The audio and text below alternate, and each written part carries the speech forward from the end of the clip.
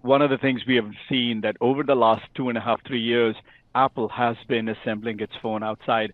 And, for us, the real reason for that is a couple of years ago, there was a COVID big issue in China. It had an impact on some of the phones coming out that had an impact on sales and so forth. Now, having said that, that was one reason. Second, Apple, prior to you could say the COVID issue, was completely dependent on China for all the assembly and their parts.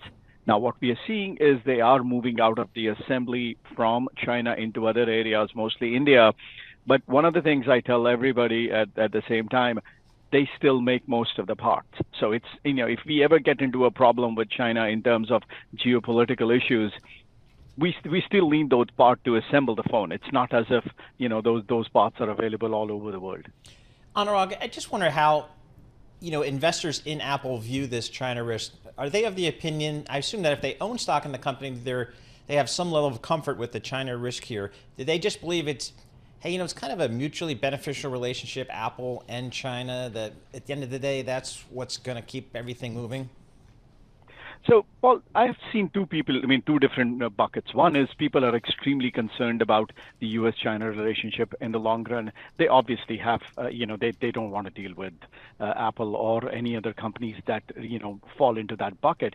But the other said, listen, this is part and parcel of the global world chain, supply chains, and most manufacturing companies are dependent on China, like it or not. They seem to be okay with it. From our side, yes, absolutely the biggest risk that Apple faces from a stock point of view, from a revenue point of view, from a supply chain point of view, is if something happens between the US and China. And we've talked about that quite a bit. But from a sales point of view, I think it is, to me, that's a bigger issue right now in the medium term, because China accounts for 18 to 20% of total of Apple's sale. And frankly speaking, that is the big growth engine. And we have seen over the last 12 months problems in that growth engine because of Huawei. How much do they make these phones for in India versus China versus other areas? I'm trying to get a sense of where the margins are and what they look like. That's a very good question. And frankly speaking, we thought when they started making more phones in China or sorry, in India, or we started see new phones coming out of that would have an impact on their gross margins. But they have managed it very well. And remember one of these things, it's the factories that they outsource their stuff to. And, it's kind of somebody else's headache. But in the end, Apple will have to make some, you could say, concessions. But at the same time, so far we have not seen any impact on Apple's gross margins. I mean, surprisingly, we have seen them, hold up very nicely over the last 2 years. Can you just kind of characterize the competitive landscape for Apple in China vis-a-vis Huawei and other phones here? Are they maintaining share, losing share, gaining share? How's Apple doing? So Apple has not done same number of sales as Huawei over the last 12 months.